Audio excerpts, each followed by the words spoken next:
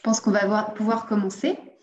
Donc, bonjour à tous et bienvenue à ce webinaire consacré aux tendances de l'alimentation. Je suis Constance, Marketing Manager chez Talkwalker, la plateforme de Consumer Intelligence. Et aujourd'hui, j'ai la chance d'avoir avec moi deux experts. Donc, tout d'abord, Chloé Descommes, qui accompagne les acteurs de la grande consommation dans leur prise de parole sur Twitter. Et ensuite, Antoine Mercier, directeur scientifique chez Protéines XTC, cabinet de conseil en alimentaire sur les problématiques innovation, nutrition et santé. Bonjour à tous les deux et merci beaucoup de rejoindre ce Talkwalker pour ce webinaire. Bonjour. Bonjour à tous. Alors, au programme de ce webinaire, on va vous parler tout d'abord, on va dresser l'état des lieux des conversations sur l'industrie alimentaire. Nous vous parlerons ensuite de 4 tendances clés dont vous devrez tenir compte dans votre stratégie 2022. Après quoi, on vous expliquera pourquoi et comment vous rapprocher des consommateurs. On terminera enfin par une session d'échange sous forme de questions et réponses.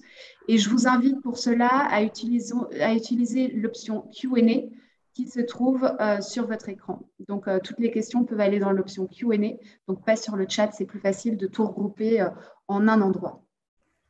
Mais avant de rentrer dans le vif du sujet, et pour remettre un peu le webinaire dans son contexte, donc Twitter et Talkwalker se sont associés pour analyser et comparer les conversations autour de l'alimentation qui ont eu lieu sur Twitter entre janvier et octobre 2020 et 2021. Et donc, ces conversations nous ont permis d'identifier des insights précieux afin d'aider les marques de l'industrie alimentaire à se préparer au monde de demain et aux consommateurs de demain. Et les résultats de ces analyses, on les a rassemblés dans un rapport. Et aujourd'hui, nous vous proposons de décrypter les conclusions et de les détailler avec Antoine et Chloé, nos deux experts pour cette session. Alors, tout d'abord, l'industrie alimentaire doit répondre à l'évolution constante des préférences des consommateurs. Et cela est encore peut-être plus vrai et plus challenging aujourd'hui, car les marques ont dû faire face aux changements rapides provoqués par la pandémie et les confinements. Et donc, au cours de cette période, on a constaté que les conversations autour de l'alimentation se sont multipliés avec un intérêt pour des sujets vraiment très variés, allant des modes alimentaires à la pâtisserie, au partage de recettes. Et puis, il y avait aussi un sujet qui, lui, était là déjà depuis quelques temps et qui a augmenté, c'est celui de la durabilité. Alors, les conversations autour de l'industrie alimentaire sont en déclin depuis la fin des confinements. Mais par contre, on remarque que ce n'est pas le cas du côté de la durabilité. Là, les conversations augmentent même après les périodes de confinement. On y parle notamment des alternatives végétales à la viande, des insectes comme source de protéines et des super-aliments pour une alimentation plus saine. Et ce qui est très intéressant de noter, c'est que plus de 46% de ces conversations sur Twitter autour de l'alimentation durable donc, sont conduites par la génération Z. Et ça témoigne vraiment d'un engagement des jeunes à améliorer la façon dont nous nous approvisionnons, dont nous utilisons et recyclons les aliments. Donc ça, c'est vraiment quelque chose de très spécifique qu'on a identifié pendant cette étude. Et donc, pour mieux se préparer à ce qui nous attend, nous avons identifié 4 tendances clés qui vont vraiment nous permettre de mieux comprendre comment l'industrie évolue et vers quoi elle devrait aller en termes d'innovation.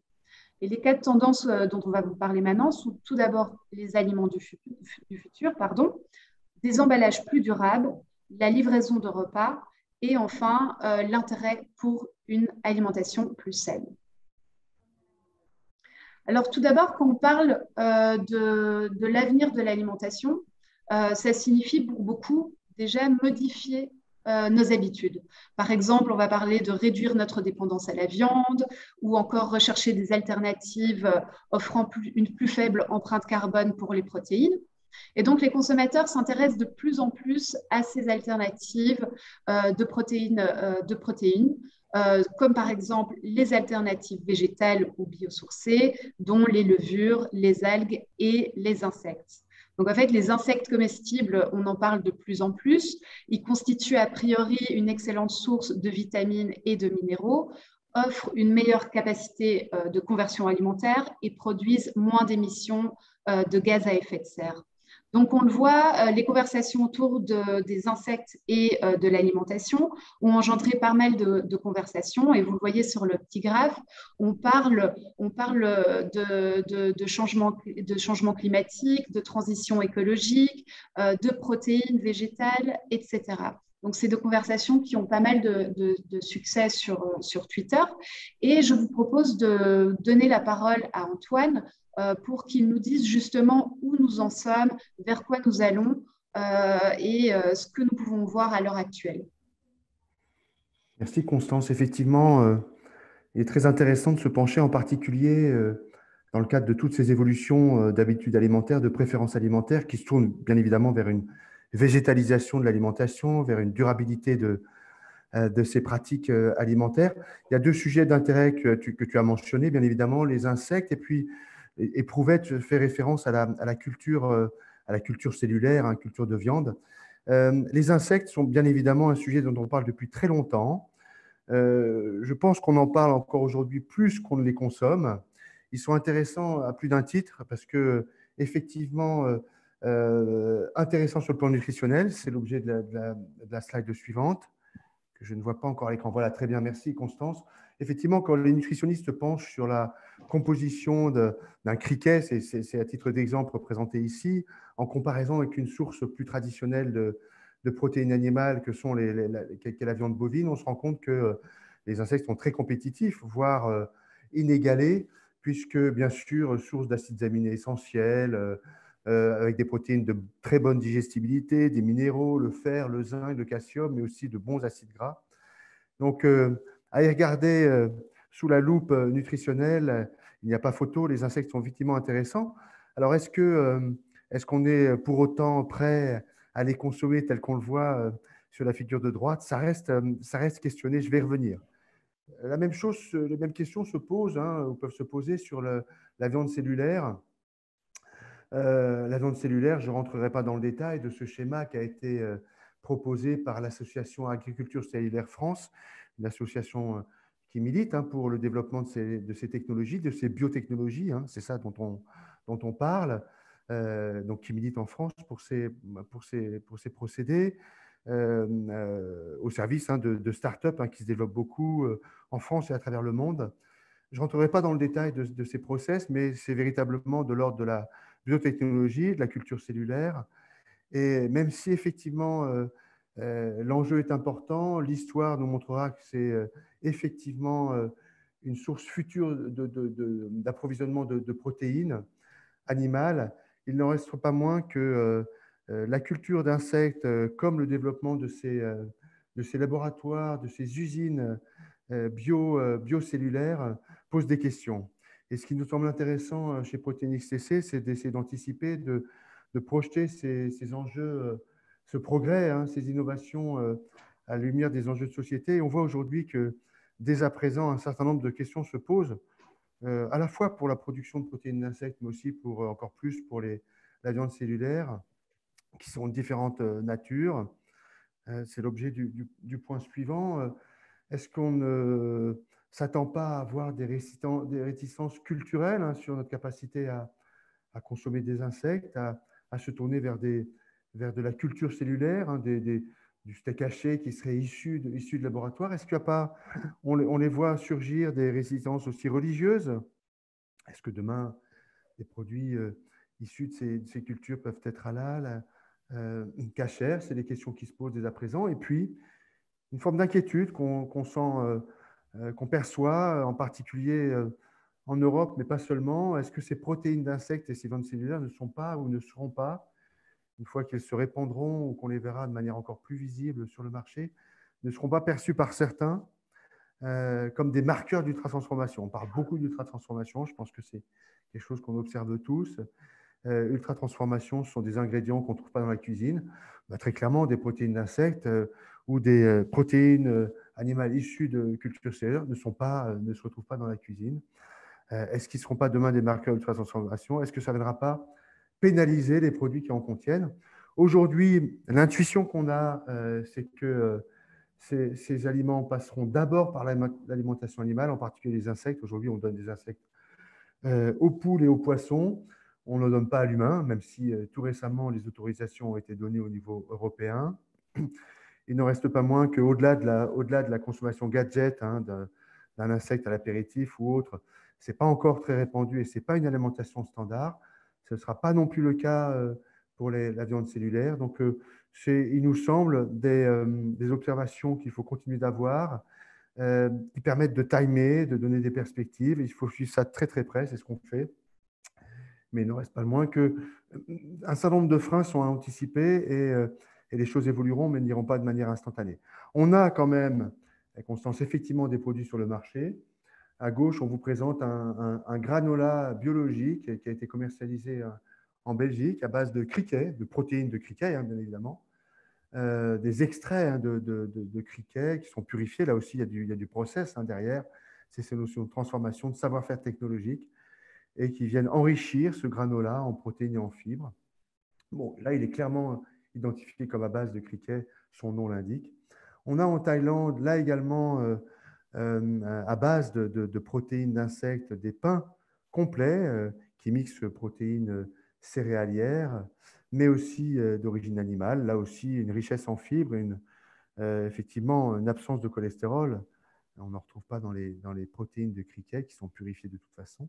Et puis à droite, de manière un peu plus expérientielle, puisque le produit a été testé, goûté, mais n'est pas sur le marché, on a des chips de pommes de terre qui sont enrichis de cellules, de protéines de homard élaborées en laboratoire. On parle ici de nourriture de laboratoire. Donc ces produits émergent sur le marché, mais ce qui est à noter, c'est que les extraits d'insectes ou de protéines animales issues de cultures cellulaires seront des ingrédients qui viendront se mixer, qui viendront s'ajouter à d'autres. On n'aura pas des criquets, on n'aura pas des steaks de criquets comme on a des steaks dérivés de produits végétaux. Enfin, c'est notre intuition. Par contre, ce sont des ingrédients qui viendront enrichir, compléter, donner de la valeur ajoutée nutritionnelle à des produits existants ou des innovations inspirées de produits existants. Merci beaucoup, Antoine, pour ces beaux exemples. Alors, la deuxième tendance sur laquelle on voulait insister aujourd'hui, c'est le développement d'emballages plus durables. Donc, aujourd'hui, les consommateurs s'intéressent à l'empreinte écologique de l'industrie alimentaire dans son ensemble. Et suite à la pandémie, 35% des consommateurs disent opter davantage pour des marques qui prennent des mesures en matière de durabilité. Donc, au-delà de ça, on constate que 54% des conversations Twitter autour des pratiques environnementales liées à l'alimentation sont liées à la réduction du plastique. Et tout ça nous fait comprendre que aujourd'hui, le contenant est presque aussi important pour le consommateur que l'aliment en lui-même. Et dès lors, l'industrie doit vraiment continuer à proposer des alternatives et des solutions autour de l'emballage, de la réduction du plastique. Et on parle aujourd'hui de nombreuses alternatives, comme par exemple les pailles comestibles, les emballages biodégradables, etc. Je pense qu'il y a plein de nouvelles initiatives qui sont lancées sur le marché. Et là, Antoine, tu vas aussi pouvoir nous en dire beaucoup plus. Oui, on a extrait de la base de données Inspire, hein, qui est une base qui recense toutes les innovations alimentaires à travers le monde.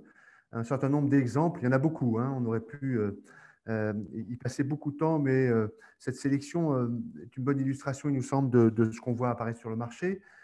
En matière d'emballage durable, je dirais, et ici quelques emballages qu'on a qualifiés d'utiles, parce que, par exemple, à gauche, l'emballage de ces compotes en draw, c'est parfaitement recyclable. On sait que certains emballages sont parfois difficiles, hein, à recycler, à réutiliser. Là, en l'occurrence, des efforts ont été faits pour que celui-ci le soit dans sa globalité.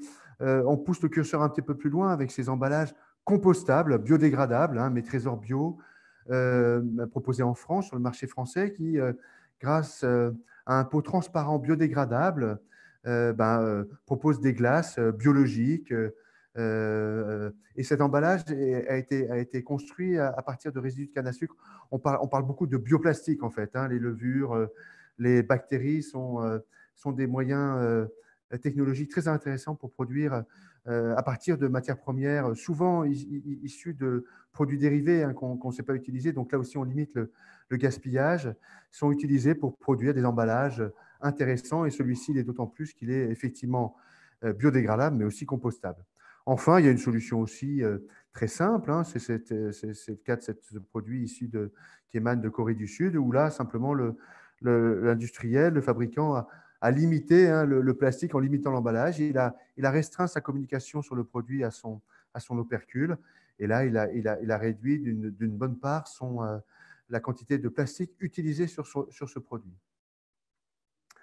On a d'autres exemples d'emballage et de limitation d'utilisation de plastique et même de suppression du pack, puisque ici, on a quelques exemples de vrac. Ça se développe énormément. On aurait pu mettre des dizaines d'exemples de ce que vous voyez, de ce que vous observez aujourd'hui en grande surface, hein, qui se développe parfois de manière expérimentale, mais de manière certainement durable. Le vrac, ici, le Mas de l'Armandine, qui propose des confitures vendues en vrac dans une boîte en bois qui contient une poche souple de 5 kg. Bien sûr, il faut sécuriser à la fois sur le plan sanitaire, mais aussi en matière d'usage ce dispositif, et l'opercule est inviolable.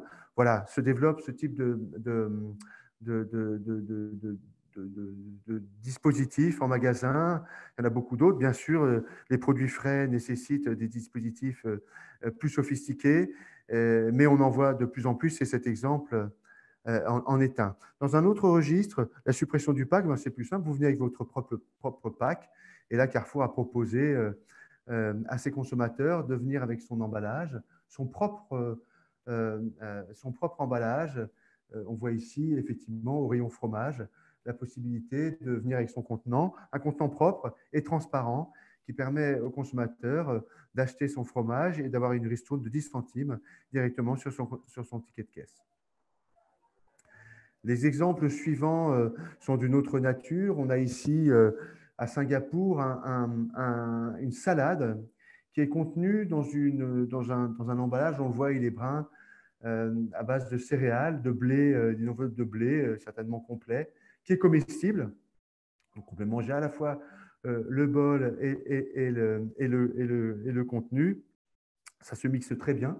Sur le plan nutritionnel, des céréales et des végétaux comme de la salade, c'est parfait en matière d'équilibre. Et puis, le bonus, c'est que ce produit a un couvercle en PHA, c'est du bioplastique bactérien qui est destiné à être éventuellement comestible également, mais surtout compostable. Donc, on a le 3 en 1. C'est un exemple particulièrement intéressant dont on pressent qu'il se développera fortement. Autre exemple qu'on trouve sur des marchés plus proches chez nous et en Belgique et en France, c'est ces technologies du tatouage au laser, hein, qui évite un emballage plastique. Effectivement, on supprime le pack. On ne le consomme pas, en l'occurrence, c'est ici l'enveloppe du produit, mais on évite le suremballage. Ce sont des choses dont on discute beaucoup sur les réseaux sociaux. Les surprises que parfois les consommateurs de voir des suremballages peut-être de manière trop importante. Là, la solution est via des encres alimentaires, même si on ne les consomme pas. Donc, la sécurité est garantie. On a directement sur le produit des informations utiles. Je crois que, Chloé, tu as aussi des exemples en lien avec ces illustrations produits. Tout à fait, merci Antoine. Oui, effectivement, les sujets qui ont été abordés sont des sujets qui sont prioritaires pour les marques, et les marques, elles doivent aujourd'hui parler de leurs engagements en matière d'environnement, d'emballage, ou plus généralement de marque employeur et d'agriculture durable. Les consommateurs vont préférer une marque qui fait preuve de transparence plutôt qu'une autre, et c'est là où Twitter apporte vraiment quelque chose aux marques, puisque Twitter est la plateforme de l'engagement à tout niveau, hein. On voit des CEO aux consommateurs et même à tous les citoyens. Et donc, les marques vont parler de leurs engagements sur Twitter de manière publique, puisqu'on est une plateforme publique, et directe avec leurs consommateurs.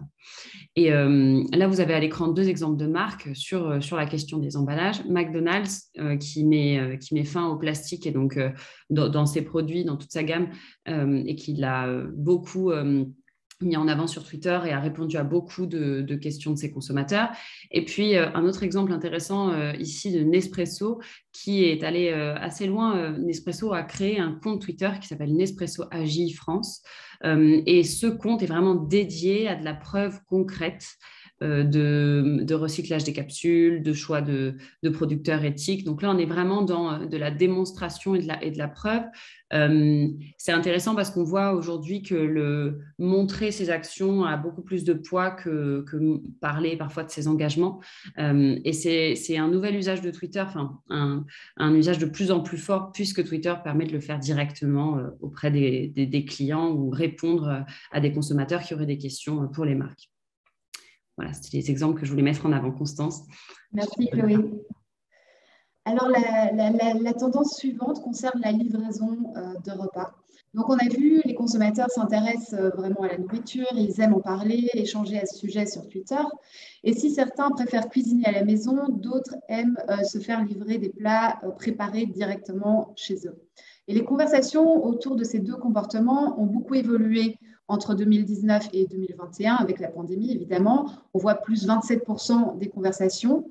Mais un élément vraiment commun à ces deux modes de vie, c'est le concept de la livraison. Donc, les consommateurs se font livrer des plats tout préparés ou se font livrer les ingrédients bruts nécessaires à la cuisine. Et donc, Chloé nous en reparlera par après, mais cela a poussé les retailers classiques à s'adapter. Et deuxième tendance liée à la livraison de repas, c'est qu'on remarque aussi que les consommateurs recherchent des produits plus durables et plus sains également dans la livraison. Et donc, on a assisté à l'apparition de nouvelles alternatives sur le marché. Oui, tout à fait. Merci, Constance. Vous avez très certainement vu ces marques dans les villes. On voit une avalanche de scooters avec ces logos-là. Mais en tout cas, nous, on l'a vu très précisément sur Twitter. On a des nouveaux acteurs qui ont fait leur apparition depuis le Covid et qui sont beaucoup plus actifs qu'avant. Donc, pour n'en citer que quelques-uns, Gorillaz, Cajoo, Getir, c'est déjà des exemples d'annonceurs qui sont très présents sur Twitter. Eux, ils ont une stratégie de prix bas. Ils essaient de casser les prix de la livraison ils vont aller parfois à la livraison de repas préparés, comme tu le mentionnais, Constance, ou alors carrément votre panier de courses. Ça marche très bien parce que les usages changent et que la livraison prend encore plus de place. Après, il y a des marques qui ont un parti pris un peu différent. C'est le cas de Kitok. Kitok va plutôt se concentrer sur le côté très sain des produits, le fait d'avoir une alimentation durable et l'alimentation un peu santé. C'est un contre-pied un petit peu par rapport à la quête du plus bas prix.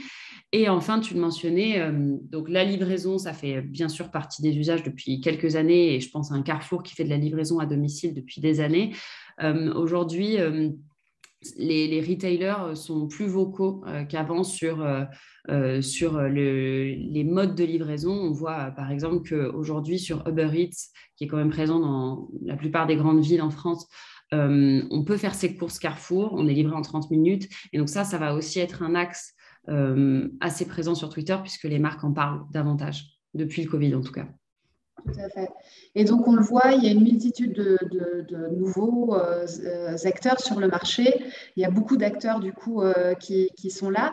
Et je pense qu'il est crucial aussi pour ces derniers de vraiment comprendre la part de voix dans les différentes zones géographiques afin d'ajuster et de développer des stratégies de croissance à court terme et à long terme. Je pense que ça, c'est essentiel aussi. On le voit vraiment aujourd'hui, on a le choix en termes de livraison à domicile. Ensuite, la dernière tendance dont on voulait vous parler aujourd'hui, c'est l'intérêt des consommateurs pour une nourriture saine. Donc, en fait, les consommateurs parlent de plus en plus de nourriture saine. On voit une augmentation de 17% entre 2019 et 2021. Et ces conversations sont souvent liées à la durabilité. On parle aussi de contrôle des portions, de réduction des glucides et de consommation raisonnée des aliments transformés.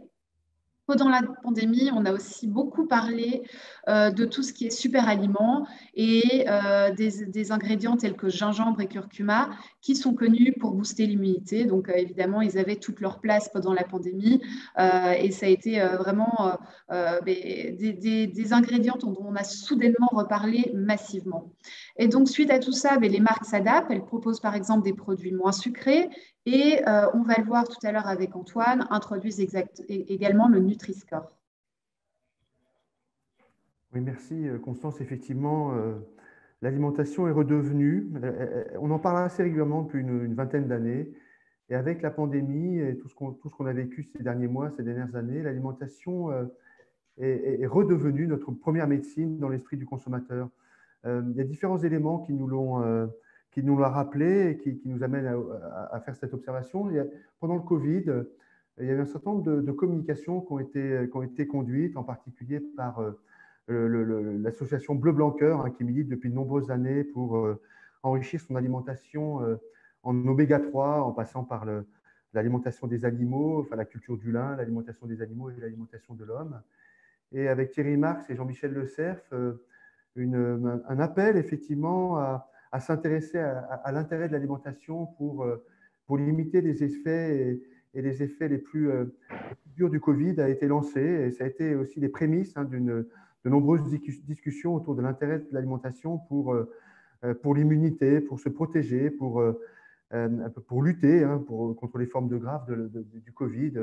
L'Académie de médecine s'était aussi positionnée avec la vitamine D. Et donc, on a observé au travers de la base de données Inspire, que je mentionnais tout à l'heure, un nombre assez étonnant dans un délai très court d'innovations à promesse immunité. Je vous donnerai quelques exemples juste après. Et puis, dans le même temps, mais ça, c'était un phénomène assez répandu et mondial, puisque beaucoup d'études ont été lancées aux États-Unis. C'est le petit graphe que vous voyez à gauche. Aux États-Unis, quand on posait la question en 2021 des préoccupations des consommateurs en lien avec l'alimentation, mais pas seulement, le premier besoin, la première attente des consommateurs, c'était de renforcer son système immunitaire. On voit vraiment l'impact, hein, l'impact Covid, mais aussi de gérer son stress en lien avec ses habitudes alimentaires et ses habitudes de vie, de manger de manière équilibrée, de manière saine, mais aussi s'intéresser à son sommeil. C'est l'alimentation et c'est l'hygiène holistique dont on parle beaucoup qui a surgi ici. Donc, on a ce sentiment, cette conviction que à nouveau, l'alimentation est devenue notre première médecine. Il ne faut pas le faire n'importe comment, mais c'est effectivement quelque chose de très prégnant actuellement. Et donc, sur la slide suivante, l'alimentation première médecine est une attente forte, hein, qu'on voit émerger avec ses promesses, ses preuves, hein, santé et immunité, tu le disais Chloé, hein, ce n'est pas seulement la promesse, il faut apporter des preuves aujourd'hui de ce qu'on dit. On discute beaucoup dans les cabinets médicaux, mais aussi sur les réseaux sociaux, de nutrition personnalisée avec des produits qui sont destinés à sa propre personne, à son âge, ses besoins particuliers, des services. On voit surgir des applications personnalisées, de plus en plus de nouveaux ingrédients santé, les probiotiques, le moringa, mais aussi l'okara, qui est un dérivé de soja fermenté. Tu disais, Constance, on voit ressurgir des épices à vocation santé, dont on parlait peut-être un peu moins, des super aliments, beaucoup de baies, hein, mais aussi de microalgues, la spiruline. Mais un point très, très important, on ne pourra parler santé et bienfaits sur l'immunité au consommateur que si on lui propose des produits gourmands qui lui apportent aussi du plaisir, parce qu'on sait, c'est l'observation qu'on fait en permanence, c'est le plaisir qui reste la première attente du consommateur. Alors voici quelques exemples à travers le monde issus de notre base. On a ici en Thaïlande une boisson aux fruits et aux légumes. On mixe bien sûr des matières premières végétales, hein, dans la transition durabilité, transition nutritionnelle, riche en vitamine C, dont on sait que c'est un antioxydant, que ça contribue à améliorer l'immunité. Je ne vous parle pas des contraintes réglementaires, hein, qui ne sont pas les mêmes en Thaïlande, vous le verrez, vous le savez certainement, en Amérique du Sud et en Europe et aux États-Unis. Mais bon, en fonction des règlements, on peut dire un certain nombre de choses. L'immunité, ici du jus de rose, hein, pour donner un petit caractère très innovant, très novateur à ce produit, mais aussi litchi, carottes, violettes. On y va de son ingrédient évocateur et réassurant avec des couleurs pastel, hein, pas trop pharmaceutique, hein, très important. Au Chili, Nestlé a lancé un yaourt enrichi en probiotiques, donc ces bons ferments, hein, qui nourrissent notre microbiote, mais aussi en vitamine D, dont on sait qu'elle est là pour défendre et renforcer nos défenses immunitaires et la flore intestinale. Aux États-Unis, des bouchées de fruits, de noix, de graines, on mixe tous ces ingrédients à valeur ajoutée santé, mais aussi de probiotiques, là, le tout en un, riche également en vitamine C, en D, en zinc, des baies sureau qui sont là avec une promesse forte sur cette dimension prendre soin de soi et booster ses défenses immunitaires.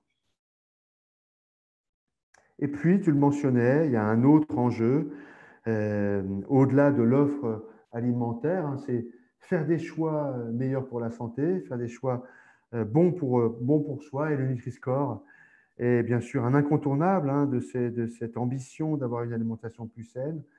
Elle fait l'objet de conversations à 360, tout le monde en parle. Hein.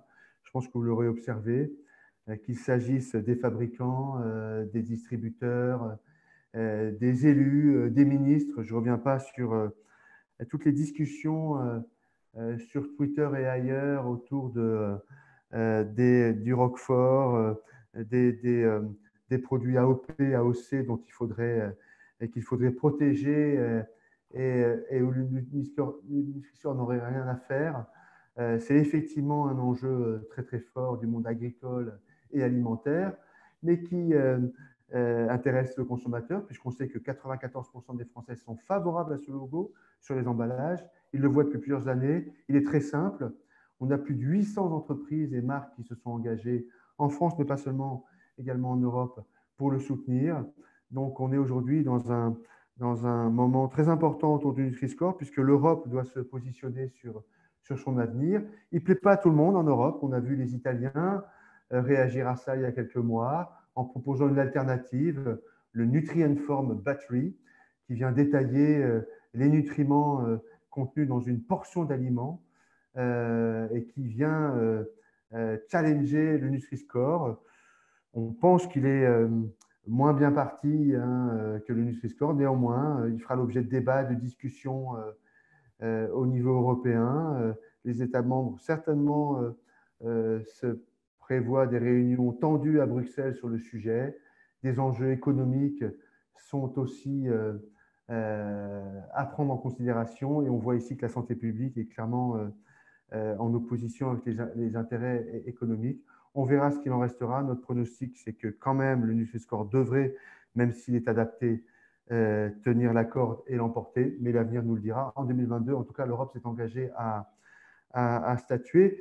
Mais les discussions n'en finiront pas de se faire sur les réseaux sociaux et ailleurs, puisque le Nutri-Score aussi pourrait se voir évoluer.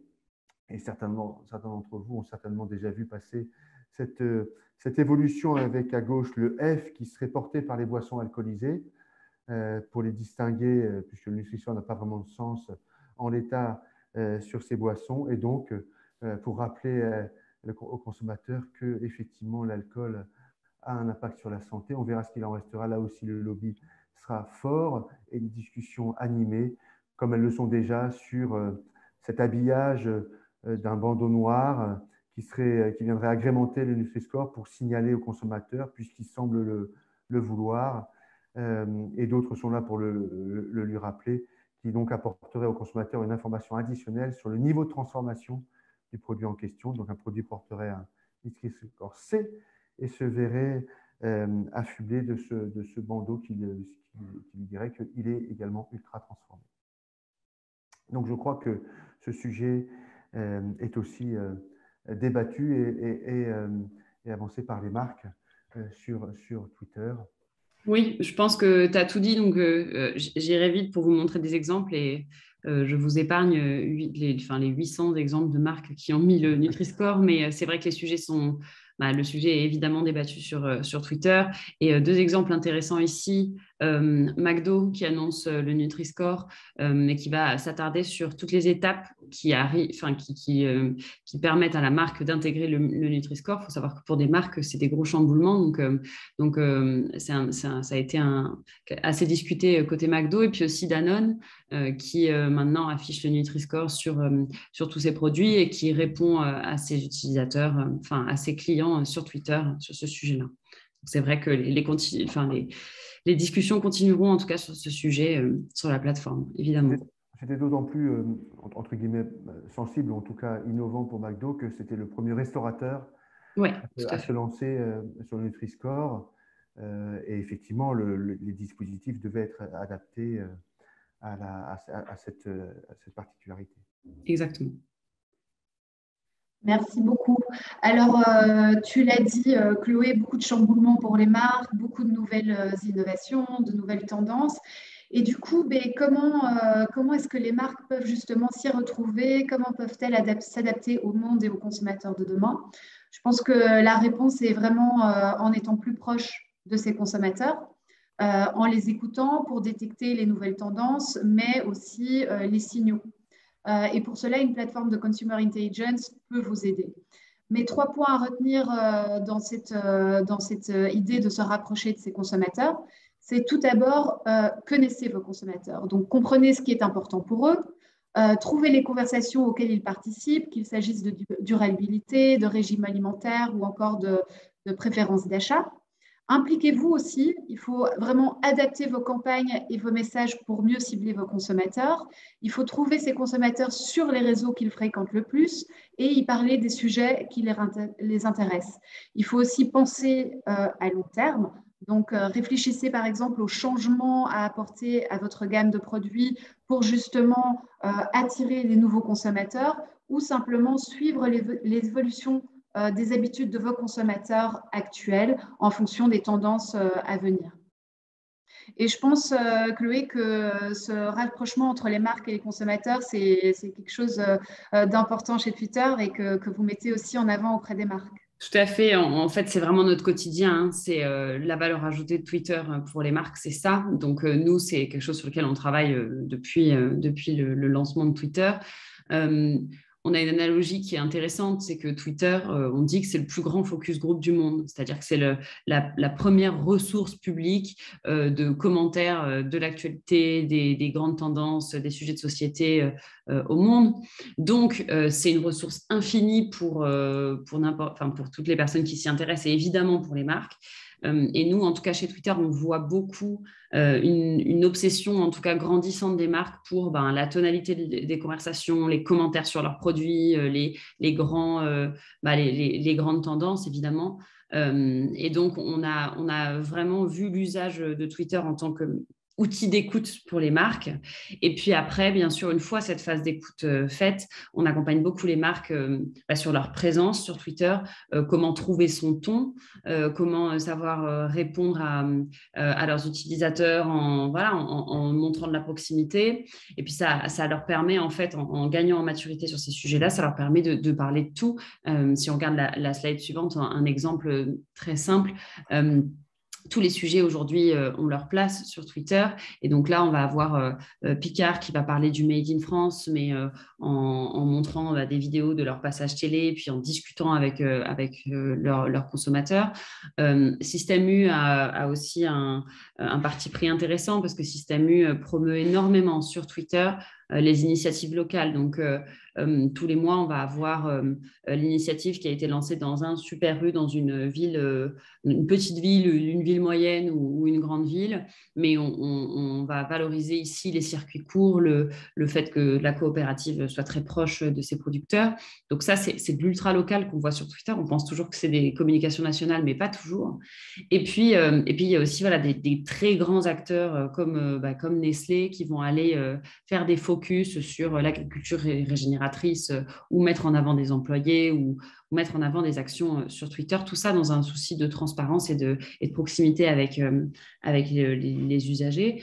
Et j'ouvrirai juste sur un point, c'est que en étant déjà sur Twitter, en connaissant déjà sa communauté, en ayant bâti un petit peu tout ça, ça renforce aussi les marques parce qu'en cas de besoin, de crise ou de célébration d'un message, elles sont plus prêtes à le communiquer de manière fluide. Sur Twitter et ailleurs. Donc, en fait, ça renforce beaucoup les marques d'avoir cet accompagnement côté Twitter. Et il me semble que Antoine, tu peux lui dire un mot aussi Oui, sur ce contexte. oui, merci. Effectivement, Chloé, tu as raison. Enfin, on le voit là, actuellement, il y a un certain nombre d'alertes dont tout le monde a entendu parler. Et on sait l'importance dans ces moments-là d'être proche, bien sûr, de ces consommateurs, de leur apporter toute l'information dont ils ont besoin, mais aussi de toutes ces parties prenantes. Les réseaux sociaux sont des canaux très importants pour communiquer avec les décideurs, mais aussi avec les journalistes, en particulier Twitter, je crois. C'est un lieu où on peut échanger, délivrer des informations, ajuster un propos, venir éventuellement répondre à des rumeurs ou des informations qui circuleraient et qui ne sont pas parfaitement justes. Il faut aujourd'hui considérer ce canal comme un canal tout autant important et utile hein, pour échanger que celui des médias traditionnels. Et effectivement, comme tu le soulignes, c'est en anticipant de telles situations, en se préparant, en s'installant sur ces réseaux sociaux que bah, déjà on apprend à les utiliser et puis on diffuse des informations au fil de l'eau importantes et qui viennent construire une communauté avec laquelle on peut d'autant plus facilement échanger le moment venu et créer une forme de résilience hein, en lien avec les événements qu'on peut rencontrer. Tout à fait. Merci beaucoup Antoine et Chloé pour ces insights. Alors, on arrive tout doucement à la fin de ce webinaire. Si vous voulez encore poser des questions, n'hésitez pas à le faire via le Q&A qui se trouve sur votre écran. Et avant cela, peut-être Antoine, parce qu'on a juste encore le temps, est-ce qu'il y a peut-être une prévision supplémentaire, une tendance qu'on n'a pas couvert et que vous pensez chez Protéines sera vraiment importante à l'avenir, quelque chose que vous souhaitez rajouter par rapport à ce qui a été dit? Oui, merci Constance. Alors, il y a effectivement beaucoup de sujets hein, sur lesquels on se penche, qu'on suit, qui nous semblent intéressants. Il y a une problématique sur laquelle on a déjà eu l'occasion de s'exprimer, mais qui nous semble être vraiment d'intérêt et des choses s'observent hein, sur les réseaux sociaux, sur Twitter, comme nous le disait, c'est que c'est le bio. Hein. On observe actuellement une forme de déclin du bio qu'on essaie d'analyser, que les producteurs, les fabricants de produits bio analysent aussi bien évidemment, et le bio serait, certains le disent, dans une forme de déclin. Il intéresserait moins les consommateurs, possiblement parce qu'il a peut-être été moins dynamique qu'il a pu l'être par le passé, moins d'innovation. Peut-être que les acteurs du bio, certains sont prêts à le reconnaître, hein, se sont un petit peu apaisés ou reposés sur leur laurier hein, et ont insuffisamment poursuivi une dynamique de marché. Mais il y a aussi un autre constat qu'on fait, c'est que on a observé d'autres preuves, d'autres promesses qui ont été proposées aux consommateurs, ce qu'on appelle le bio augmenté. C'est-à-dire qu'il y a eu le local, les circuits courts, des choses finalement un petit peu plus simples et qui probablement plus parlantes pour les jeunes générations qui ont détourné certains consommateurs du bio, en tout cas qui ont moins recruté, et qui fait qu'aujourd'hui, ben, il y a des catégories de produits qui vont davantage intéresser certaines catégories de consommateurs que le bio. Donc il y a un enjeu aujourd'hui, il est pris à bras le corps par les acteurs du bio, mais pour voir comment redonner une valeur ajoutée que le bio a peut-être perdu et qui est assez finalement étonnante parce que peu de gens le sachent, mais quand un produit bio animal, ben, il y a toutes des exigences de bien-être animal qui existent. La dimension locale est aussi développée. Et puis, on voit aussi se développer le fait que ben, quand on fait du bio, on a 3 ans de conversion avant de pouvoir appliquer le label bio. Donc aujourd'hui, on peut communiquer sur la conversion. Donc voilà, il y a d'autres pistes de développement. Il y a aussi l'ambition d'innover toujours plus. Et puis aussi, attention, les produits bio transformés peuvent aussi faire l'objet de critiques et peuvent aussi ralentir un petit peu le process. C'est pour ça que des produits bruts du local, du circuit court pourraient venir peut-être challenger l'offre bio. Donc, à voir comment tout ça évolue. Mais c'est un sujet sur lequel il faut se pencher, en tout cas, qui nous réserve certainement des surprises. Voilà, pardon, j'ai été un peu long sur le sujet. Moi, si j'ajouterais juste un mot sur ça, je te rejoins sur le fait que le bio, il y a quelques années, pour nous, c'était vraiment, on voyait beaucoup de campagnes dédiées au bio et tout ça. Aujourd'hui, c'est un peu un acquis. On considère que c'est normal qu'on passe au bio. Donc, on va davantage se concentrer sur les circuits courts. Et je vois qu'on a une question dans le chat là-dessus. Donc, oui, c'est clairement un enjeu des marques. Et donc, elles vont plus mettre l'accent là-dessus plutôt que juste valoriser le bio qui est acquis. Je crois qu'on a quelques questions intéressantes, Constance. Tout à fait. Alors, je vais peut-être commencer. C'est surtout pour toi, Antoine. Tu as parlé du moringa et d'un autre ingrédient végétal qui ressemble à du soja, mais je n'ai pas compris le nom. Alors oui, c'est extrait de soja fermenté, c'est okara. Okara. C'est une start-up qui développe ces produits. Ce qui est intéressant de manière plus globale, c'est qu'aujourd'hui, pour éviter le gaspillage, parce qu'on sait que les déchets, il y a beaucoup de déchets de matières premières, brutes, végétales en particulier. Et donc, on essaie d'extraire de ce qu'on appelle des principes actifs dans notre jargon, des nutriments, des composants intéressants, et celui-là en fait partie. Beaucoup au travers de la technologie de la fermentation ciblée. D'accord, merci beaucoup. Alors, autre question, quand verrons-nous des insectes ou de la viande cellulaire dans les produits des fast-foods en Europe? Quels sont vos pronostics? Alors, les insectes pourraient arriver prochainement en France et en Europe, puisque les autorisations sont données. La viande cellulaire, ça sera bien plus tard. On parle plutôt de 5 à 10 ans. D'accord. Et alors, le déclin du bio que vous évoquez se constate dans quel lieu? Est-ce que c'est partout dans le monde? Est-ce qu'il y a des spécificités géographiques? C'est plutôt sur le marché français qu'on a observé cette évolution. D'accord. Plus généralement, il y a une question là-dessus sur la géographie qui a été mentionnée pendant le webinaire. Il me semble qu'on était quand même beaucoup sur les tendances France. France-Europe, je dirais. Après, on a des illustrations de produits qui montrent qu'effectivement, les insectes, ça intéresse tout le monde, bien sûr. Tout ce qui relève de la durabilité, ça bouge de partout. La viande cellulaire, beaucoup de startups israéliennes sont mobilisées sur le sujet, aux États-Unis aussi, aux Pays-Bas. Donc, ce sont des tendances mondiales. Sur le bio, les observations qu'on a pu faire sont en particulier sur le marché français et de proximité européen. D'accord. Et alors, une dernière question. Auriez-vous des informations sur l'alimentation spécialement préparée pour les grands seniors? Antoine, est-ce que toi, tu as des insights par rapport à ce sujet? Oui, on voit, en tout cas, on voit les opérateurs du secteur, les grands seniors. Effectivement, enfin, je pense que vous parlez personnes âgées, personnes très âgées. Et là, l'alimentation, la nutrition médicalisée est importante. Oui, ça se développe beaucoup avec l'évolution en âge de la population et la place des grands seniors dans la population, en particulier des pays développés. Oui, il y a il y a beaucoup d'enjeux pour offrir des produits à valeur ajoutée santé. Alors, il y a des contraintes réglementaires qui sont assez fortes. Mais c'est un secteur qui se développe absolument. La nutrition médicalisée, si c'est ce que vous entendez, Evelyne, c'est effectivement un sujet qui a du poids. On voit Bell qui développe beaucoup ces marchés. Donc oui, c'est l'avenir des produits santé médicalisés qui relèvent d'une réglementation particulière dans la majorité des cas. Super. Merci beaucoup, Antoine, pour cette réponse. Je pense qu'on a couvert toutes les questions.